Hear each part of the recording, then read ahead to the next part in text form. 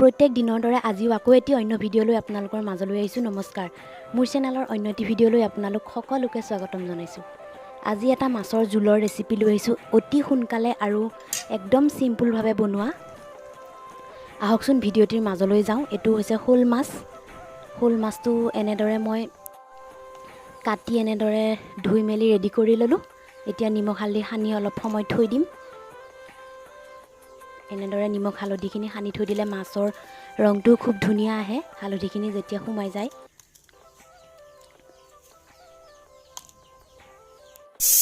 মাছখিনি মই এনেদৰে অলপ সময় থৈ দিলোঁ আৰু এতিয়া গেছত মই এখন কেৰাহী পাতি দিলোঁ। কেৰাহীত মই তেল দি দিলোঁ, মিঠাতেল।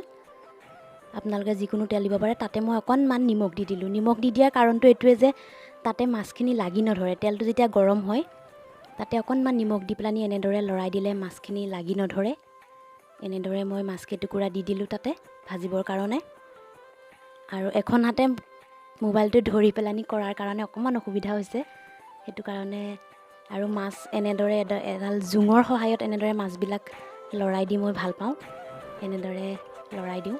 আপোনালোকেও যদি দিয়া নাই দি চাবচোন, খুব সোনকালে আৰু ধুনীয়াকৈ মাছখিনি লৰাই দিব পাৰি।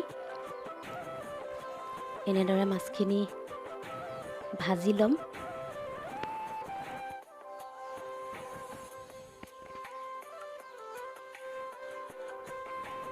এতিয়া জোলৰ কাৰণে মছলাৰ বাবে মই লৈছিলোঁ সেইখিনি গোটা মছলা, আৰু এয়া আলু বইল কৰি লৈছোঁ, পিঁয়াজ 3টা, নহৰু কেইফুটামান আৰু মান ধনিয়া, এইখিনিয়ে লাগে। আৰু এয়া মই যিখিনি মছলা দেখুৱাইছিলোঁ সেইখিনি মই এনেদৰে গুড়ি কৰি বৈয়ামত ভৰাই থৈ দিওঁ। মই ঘৰৰ মছলাই ব্যৱহাৰ কৰোঁ, ঘৰতে গুড়ি কৰি লোৱা। আৰু এয়া মাছখিনি কাঢ়ি ল'লোঁ, ভাজি লোৱা।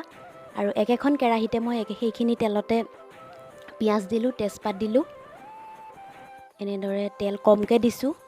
পিঁয়াজখিনি এনেদৰে ভাজিছোঁ আৰু পিঁয়াজখিনি সিজিবৰ বাবে মই এনেদৰে ভাজি লৈ ঢাকি পেলানি ভাজিম, ভাপতে সিজাই। এয়া চাওক, পিঁয়াজখিনি অকণমান গলি যোৱা নিচিনা হৈছে। এতিয়া মই তাতে থেতেলিয়াই লোৱা নহৰুখিনি দি দিলোঁ। নহৰুখিনি দিওঁ মই এনেদৰে একদম কম জুইত পিঁয়াজখিনি ভাজি ল'ম। এয়া চাওক, পিঁয়াজখিনি এনেকুৱা ধৰণৰ হ'ল। পিঁয়াজখিনি আধা আধি সিজা হৈ গৈছে আমাৰ। এতিয়া মই তাতে ৰং দিলোঁ, হালধি, আৰু এয়া মই যে খুন্দি লৈছিলোঁ সেয়া মছলা দিলোঁ, প্ৰায় আধা চামুচতকৈ অলপমান বেছি। সেইখিনি দিওঁ মই এতিয়া অকণমান ভালদৰে ঢাকি পেলানি সিজিবলৈ দিম, জুইটো একদম কমত। মছলাখিনি ভাজি লোৱাৰ ওপৰতে গোটেই আঞ্জাখনৰ সোৱাদটো নিৰ্ভৰ কৰে। এতিয়া তাতে মই অকণমান কাটি লোৱা মান ধনিয়া দি দিলোঁ। মান ধনিয়া দিলে এটা খুব ধুনীয়া গোন্ধ আহে আঞ্জাখনত, আমি সকলোৱে জানোৱেই নহয়নে। এতিয়া বাৰু সেই আলুকেইটা মই বইল কৰি থোৱা আলুকেইটা মোহাৰি এনেদৰে দি দিলোঁ। আৰু এতিয়া আলুখিনি ভাজি ল'ম ভালদৰে, খুব ধুনীয়াকৈ। চাওক, আলুখিনি এনেকুৱা ধৰণৰ ভাজি হৈ গ'ল মোৰ। এতিয়া মই তাতে উতলাই লোৱা গৰম পানী দি দিম। উতলাই লোৱা গৰম পানী দিলোঁ। এতিয়া খুব ধুনীয়াকৈ উতল অহাত তাতে মই মাছ দিম। মাছ দি পেলানি উতলিবলৈ দিম। এতিয়া মই অকণমান ঢাকি উতলিবলৈ দিলোঁ। আৰু এয়া উতলি অহাত মই ইয়াতে ভাজি লোৱা মাছ কেইপিচ দি দিলোঁ। মাছটো শ'ল মাছ আছিল। আপোনালোকে যিকোনো মাছৰ লগতে এনেদৰে বনাই খাব পাৰে। শ'ল মাছ, মাগুৰ মাছ, শিঙি মাছ এনেদৰে জোল বনাই খাব পাৰে। আমি এইবিলাক মাছ জোল বনাই খালেহে ভিটামিনটো পায় বুলি কয়, নহয়নে বাৰু।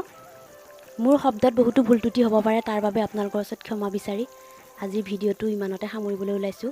আকৌ এটি নতুন ভিডিঅ'ৰ জৰিয়তে আপোনালোকক লগ পোৱাৰ প্ৰতিশ্ৰুতিৰে আজিলৈ আহিছোঁ। নমস্কাৰ। যদি আপোনালোকে মোৰ চেনেলটো ইউটিউবত চাই আছে তেতিয়াহ'লে মোৰ চেনেলটো ছাবস্ক্ৰাইব কৰিবলৈ নাপাহৰিব। আৰু যদি ফেচবুকত চাইছে তেতিয়াহ'লে পেজটো ফ'ল' কৰি মোক আগবাঢ়ি যোৱাত সহায় কৰিব।